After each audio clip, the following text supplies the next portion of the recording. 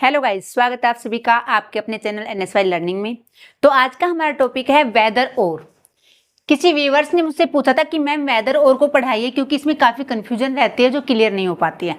इस टॉपिक को स्टार्ट करने से पहले मैं एक कन्फ्यूजन ज़रूर दूर करूँगी जो मैंने पहले लास्ट कई दिन पहले एक वीडियो अपलोड की थी डिटर्मिनर्स की। उसमें मैंने डिफर बताया था से और टेल में। उसमें काफ़ी स्टूडेंट को ये प्रॉब्लम आई कि मैम मैंने उसमें पढ़ाया है, आप उस वीडियो को दोबारा से चेक कीजिए और उसमें देखिए आपको समझ नहीं आया अच्छे से कि मैं आखिर क्या बताना चाह रही हूँ आपको। मैंने उसमें कहा था कुछ फ्रेजेज होती है जिनके साथ हम टेल यूज करते हैं। एक फ्रेज थी टेल द ट्रूथ,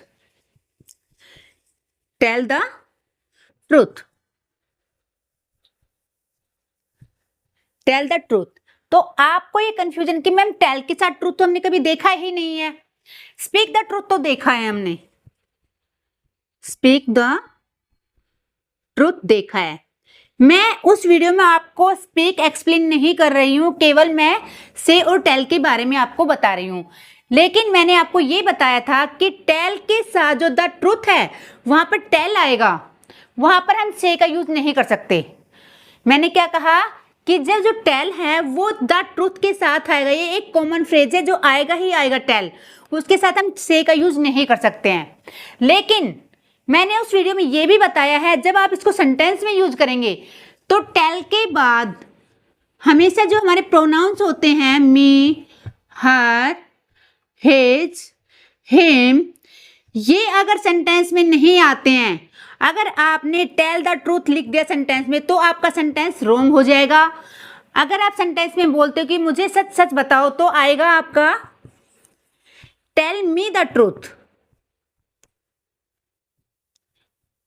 ओके, अगर आप ये लिखते हो टेल द ट्रूथ, सेंटेंस बना रहे उस चीज की मैं आपसे बात कर रही हूं, तो ये सेंटेंस आपका रॉन्ग होगा और ये आपका राइट होगा। तो मैंने उस वीडियो में ये एक्सप्लेन किया हुआ है कि अगर ये नहीं आते हैं टेल के साथ तो सेंटेंस रॉन्ग होता है। आप उस क्लिप को ध्यान से देखिए, आपको अच्छे से समझ आ जाएगा, मैंने ये एक्सप्लेन किया हुआ है। ठीक है, तो कभी भी बोलोगे आप टेल के साथ द ट्रूथ बोलोगे तो आप क्या यूज करोगे, जो हमारे प्रोनाउंस होते हैं, क्योंकि टेल हमेशा ऑब्जेक्ट लेता है, विदाउट ऑब्जेक्ट कभी भी टेल नहीं आता है। ओके, लेकिन आप से के साथ द ट्रूथ का यूज नहीं कर सकते। ओके, ये आपका रॉन्ग होगा। जब से और टेल की बात होगी तो हमेशा टेल का यूज होगा। आई होप अगर ये वीडियो वो व्यूअर्स देख रहे हैं जिनको इस चीज में कंफ्यूजन थी, उनकी कंफ्यूजन दूर हो गई होगी। अब चलते हैं हम अपने आज के टॉपिक पे, वेदर और। हमारा फर्स्ट स्ट्रक्चर है जब हमें बोलना होता है चाहे वह आए या ना आए मैं तो वहां जा रहा हूं। इस टाइप की काफी सारे सेंटेंसेस हम बोलते हैं अपनी डेली कन्वर्सेशन में। तो इसके लिए हमें स्ट्रक्चर यूज करना है वेदर प्लस हमारा सब्जेक्ट होगा, जो सेंटेंस में सब्जेक्ट हम यूज कर रहे हैं, देन वर्ब आएगी और प्लस नॉट, देन हमारा जो सेकंड सेंटेंस होगा उसका यूज होगा। देखते हैं सेंटेंस से सीखते हैं। चाहे वह आए या ना आए, weather he comes or not। ठीक है, उसके बाद हमारा सेकंड सेंटेंस क्या है, मैं तो वहां जा रहा हूं, आई एम गोइंग देयर, मैं तो वहां जा रहा हूं। अब देखिए यहां पर हमने वेदर का यूज किया, देन हमारा सब्जेक्ट क्या है, वह है, यानी कि ही, और ही के साथ क्या आता है, एस या ई एस आएगा हमारा, तो कम्स, उसके बाद और, देन नोट, और ये हमारा सेकंड सेंटेंस। इस तरह से आपने स्ट्रक्चर को फॉलो करना है और सेंटेंस बनाना है। आप प्रैक्टिस करें या ना करें, मुझे तो पढ़ाना है। वेदर यू प्रैक्टिस और not I have to teach. जैसे मैंने बोला वह तुम्हें माफ करे ना करे तुम्हें माफी मांगनी चाहिए, तो वेदर ही फॉरगिव्स और नॉट यू शुड अपोलोजाइज। इस तरीके से आप काफी सारे सेंटेंसेस बोल सकते हैं वेदर और से। ये बहुत ही इंपॉर्टेंट टॉपिक है, इसके यूज से आप काफी सारे सेंटेंसेस फ्रेम कर सकते हैं और अपने स्पीकिंग में इंप्रूवमेंट ला सकते हैं। अब है अगला सेंटेंस, वह चाहे खाना खाए या ना खाए, तो weather he eats food or not, मैं इसकी परवाह नहीं करता, I don't care for it. ठीक है, सेकंड स्ट्रक्चर है हमारा whether plus subject then verb, फिर उसके बाद हमारा कोई भी एडजेक्टिव या नाउन आएगा, देन और नॉट, फिर हमारा जो सेकंड सेंटेंस होगा वो सेंटेंस में आएगा। ठीक है, पहले एग्जांपल देखते हैं, तुम्हारे पास किताब हो या ना हो, पहले यहां तक देखते हैं। ठीक है, वेदर, अब देखो इसमें तुम्हारे पास, वेदर यू, पास होने के सेंस में हम क्या लगाते हैं, हैव। अब देखो यहां पर किताब क्या है, नाउन है, तो क्या आ जाएगा, weather you have a book, उसके बाद लगाएंगे हम और नॉट, इजीली बन गया। उसके बाद क्या है सेंटेंस हमारा, तुम्हें गृह कार्य करना ही पड़ेगा, you will have to do homework, तुम्हें गृह कार्य करना ही पड़ेगा। नेक्स्ट एग्जाम्पल है हमारा, तुम्हारे पास पैसे हो या ना हो, मुझे तो पैसे चाहिए। आपने किसी को पैसे उधार दिए, जब आप उससे मांगते तो वो कहता है यार मेरे पास पैसे नहीं है, तो हम बोलते हैं रिप्लाई में, यार तुम्हारे पास पैसे हो या ना हो, मुझे तो मेरे पैसे चाहिए। तो कैसे बनेगा, वेदर यू हैव मनी और नॉट, मुझे तो पैसे चाहिए, आई वॉन्ट मनी, मुझे पैसे चाहिए। नेक्स्ट सेंटेंस है, तुम्हारे पास टाइम हो या ना हो, तुम्हें जाना तो होगा। यानी कि मम्मी पापा ने कहा कि बेटा तुम्हें वहां जाना है, आप कह रहे मम्मी मेरे पास टाइम नहीं है, भाई तुम्हारे पास टाइम हो या ना हो, तुम्हें ये काम तो करना पड़ेगा या वहां जाना होगा। ठीक है, सेंटेंस क्या होगा, वेदर यू हैव टाइम और not, you will have to go there.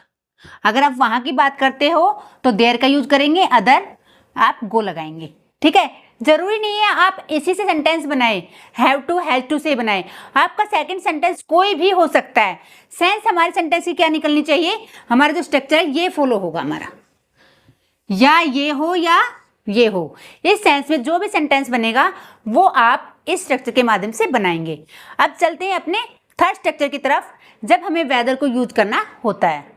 हमारा अगला स्ट्रक्चर है जब हमें ऐसे सेंटेंसेस बोलने होते हैं, चाहे तुम पढ़ो या खेलो, तुम्हें रात को टाइम से सोना चाहिए, तुम ये काम करो या ये काम करो, तुम्हें ऐसा करना चाहिए, ऐसा करते हो या ऐसा करोगे, कोई भी हमारा नेक्स्ट सेंटेंस हो सकता है।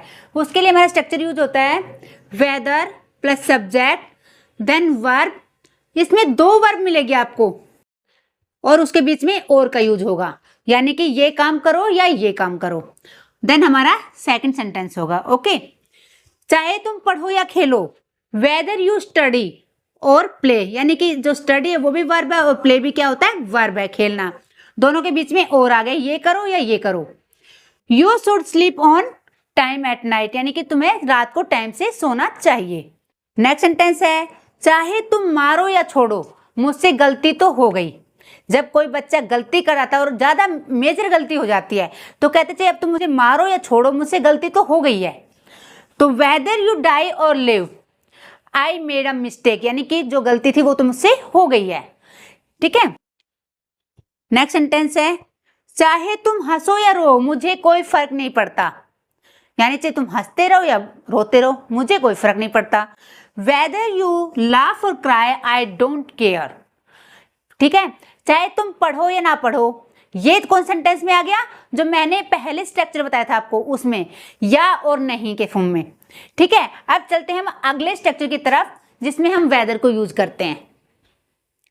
नेक्स्ट स्ट्रक्चर है हमारा जब हमें बोलना होता है चाहे तुम ये हो या ये हो, यानी कि किसी भी नाउन की बात होगी, तो हम कैसे यूज करेंगे, वेदर सब्जेक्ट देन वर्ब का यूज होगा, उसके बाद हमारे या तो एडजेक्टिव आएगा या नाउन, बीच में हमारा और का यूज होगा या के लिए, देन हमारा फिर से एडजेक्टिव और नाउन का यूज होगा। ये हमारा स्ट्रक्चर होगा ऐसे सेंटेंसेस बनाने के लिए। सेंटेंस है हमारा, चाहे तुम अध्यापक हो या प्रिंसिपल, तुम्हें ईमानदार होना चाहिए।